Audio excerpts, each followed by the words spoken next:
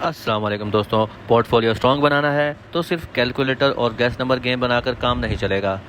आज हम पाइथन की टीके इंटर लाइब्रेरी का यूज़ करके एक मज़ेदार catch me if you can game बनाएंगे, जहां एक बटन को 10 सेकंड के अंदर जितनी बार हो सकेगा क्लिक करना होगा। इस प्रोजेक्ट के थ्रू आप GUI programming, random module, function, event handling, timer और लेबल प्रैक्टिकली सीखेंगे। तो बिना टाइम वेस्ट किए कोडिंग शुरू करते हैं। सबसे पहले हम यहाँ पर दो लाइब्रेरी को इंपोर्ट करवाएंगे, जो कि हमारे पास है टीके इंटर एस टीके और दूसरी रैंडम। टीके इंटर हमारे पास पाइथन की एक GUI बिल्ट इन लाइब्रेरी है, जिसकी मदद से हम विंडो, लेबल और बटन्स बनाएंगे। और अब हम विंडो की मेन स्क्रीन तैयार करते हैं, जो कि हमारे पास है window=tk.tk। इसके बाद हम विंडो का टाइटल सेट करते हैं, जो कि हमारे पास है catch me if you can. और थर्ड में हम यहाँ पर विंडो का जो है स्क्रीन का साइज़ बताएंगे, जो कि हमारे पास है विंडो जियोमेट्री = 400 × 400, यानी कि हमारी विंडो की स्क्रीन जो है वो 400 × 400 पिक्सल की होगी। और अब हम दो वेरिएबल लेते हैं, जो कि हमारे पास है स्कोर =0 और टाइम लेफ्ट =10, यानी कि स्कोर जो है वो हमारे यूज़र के क्लिक को काउंट करेगा और टाइम लेफ्ट यूज़र का काउंटडाउन होगा, जो कि 10 सेकंड का होगा। और अब हम एक फंक्शन बनाते हैं मूव बटन। ये फंक्शन बटन की पोजीशन चेंज करेगा। सबसे पहले रैंडम x और y कोऑर्डिनेट्स जनरेट करते हैं। न्यू x = रैंडम रैंडेड 50 एंड 320 और न्यू y = रैंडम रैंडेड 80 एंड 320। हर बार नए कोऑर्डिनेट्स मिलेंगे। उसके बाद Python click button dot place x = new x और y = new y button screen पर किसी भी रैंडम लोकेशन पर मूव हो जाएगा। इसकी वजह से प्लेयर को बटन ढूंढना पड़ता है और यही फंक्शन यूज़र को बटन ढूंढने के लिए हेल्प करेगा।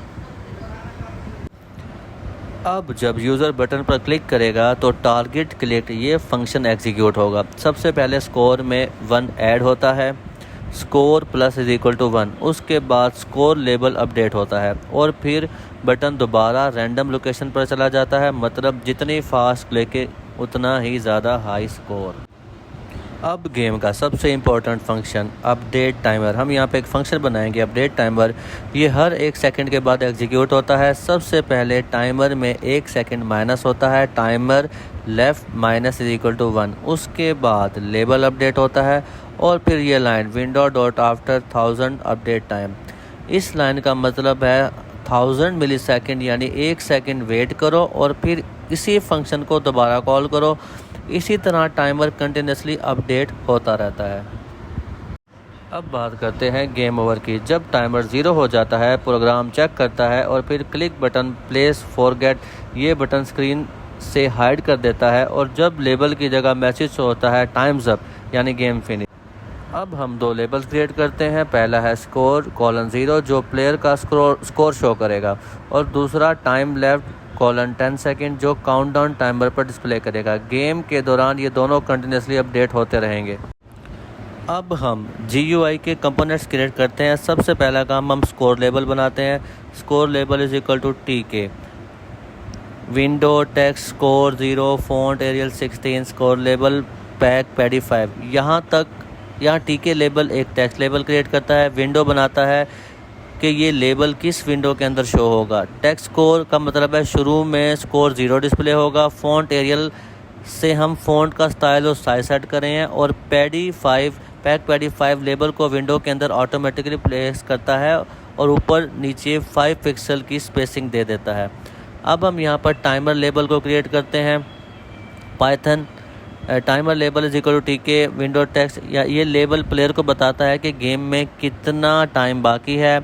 यहाँ एफस्ट्रिंग यूज़ की गई है। इसका मतलब है कि टाइम लेफ्ट वेरिएबल की करंट वैल्यू ऑटोमेटिकली टेक्स्ट के अंदर आ जाएगी। शुरू में ये टाइम लेफ्ट 10 सेकंड शो करेगा। FG ब्लू का मतलब है कि बैकग्राउंड कलर फोरग्राउंड का कलर ब्लू होगा। और पैक लेबल का मतलब स्क्रीन पर डिस्प्ले। अब हम गेम का सबसे इम्पोर्टेंट पार्ट बनाते हैं क्लिक मी बटन। ठीक है, यहाँ पर TK बटन एक बटन क्रिएट करता है। टेक्स्ट बटन के ऊपर लिखा हुआ टेक्स्ट सेट करता है। BG रेड बटन का बैकग्राउंड कलर रेड बनाता है। FG वाइट बटन का टेक्स्ट का कलर वाइट करता है। फॉन्ट एरियल 12 बोल्ड फॉन्ट का स्टाइल और बोल्ड इफेक्ट सेट करता है। और सबसे important parameter command target click. इसका मतलब है कि जब यूज़र बटन पर क्लिक करेगा, Python automatically target click function को कॉल करेगा। इस फंक्शन के अंदर स्कोर इंक्रीज़ होता है और बटन रैंडमली लोकेशन पर मूव होता है। आखिर में हम पाइथन बटन की पोजीशन को सेट करते हैं। यहाँ पर प्लेस मेथड बटन के एग्जैक्ट कोऑर्डिनेट्स पर रखने के लिए यूज़ होता है। x = 150 और y = 180 का मतलब ये है कि जो बटन है वो राइट साइड से 150 पिक्सल और लेफ़्ट साइड से 180 पिक्सल दूर रहेगा, यानी गेम को स्टार्ट होते ही बटन स्क्रीन के सेंटर के आसपास नज़र आएगा। इस कोड से हमें एक स्कोर लेबल, एक टाइमर लेबल और एक इंटरेक्टिव बटन क्रिएट किया है। जब प्लेयर बटन पर क्लिक करता है तो टारगेट क्लिक फंक्शन एग्जीक्यूट होता है, स्कोर अपडेट होता है और गेम कंटिन्यू रहता है। अगर वीडियो पसंद आई हो तो चैनल को सब्सक्राइब करना ना भूलें और बेल आइकन को ज़रूर दबाएं और कमेंट में लिख दें कि नेक्स्ट वीडियो किस टॉपिक पर बनाई जाए। Thank you.